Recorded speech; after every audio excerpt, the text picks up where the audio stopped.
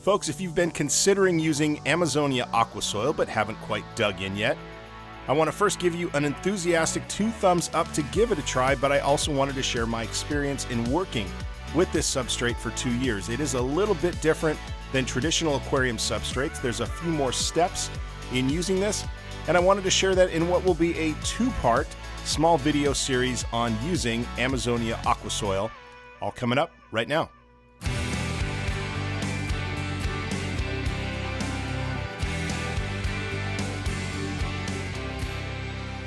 I've had aqua soil in my 36-gallon bow front now for just about 2 years, and you can see the growth rate with the plants. It's been fantastic, and I trim a heck of a lot more than I expected to. In this series, part 1, we're going to talk about a little bit of the dirt on Amazonia Aqua soil, what to know when putting it in your tank, and in part 2, what I want to address is adding extra aqua soil to an already established tank.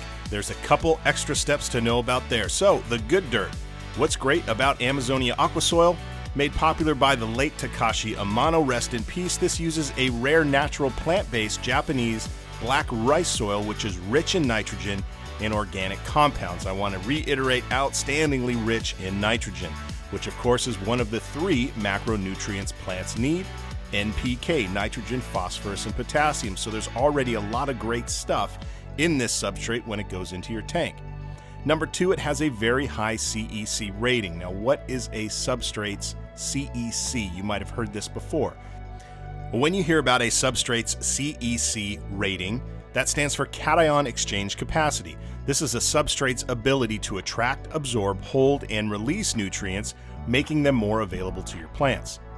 A positive charge is called a cation. So when you hear cation, think positive charge, and this specifically refers to positively charged nutrients. Amazonia Aqua soil has a lot of clay in it, and that clay has a negative charge. So think about a magnet. The negative charge in the clay in the Amazonia Aqua soil is going to attract positively charged nutrients out of the water column, much like a magnet.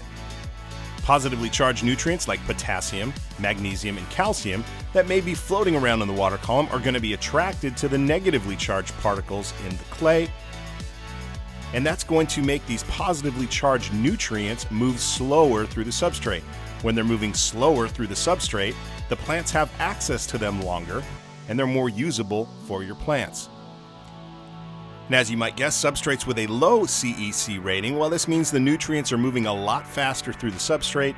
Plants don't have access to them as long, so they're not as well utilized by the plants. So important that Amazonia Aqua soil has a high CEC rating.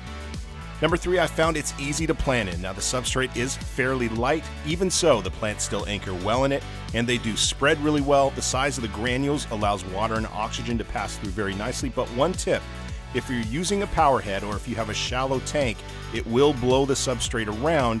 So unless you have a really deep tank and the power head's on top, you may want to cap this with gravel so that this substrate doesn't get blown around the tank.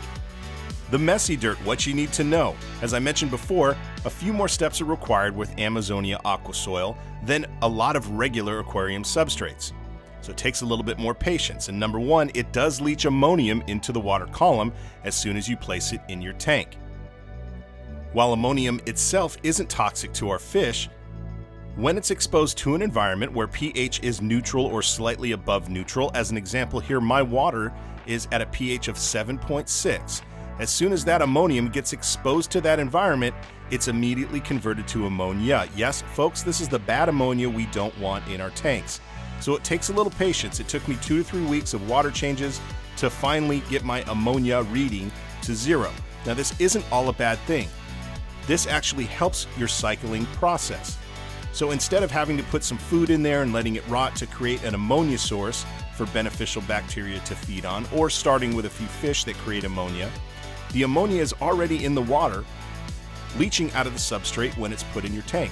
So if you add some good beneficial bacteria right after adding your substrate, that bacteria already has an ammonia source it can feed on, so it does make it a little bit easier to cycle your tank. Just know it does take some patience. It may take 2 to 3 weeks until your ammonia reading gets down to 0. Number 2, this may drop your KH and pH. It is not an inert substrate, so it might alter your water chemistry just a little bit. It's originally acidic, so it might cause your KH and pH to drop. That's an important thing to note depending on your tank's current KH and pH and the fish you want to keep. And number 3, it can get messy. If you like moving plants around a lot, aqua soil might not be the best fit for you. This is as close as you can get to regular good old dirt.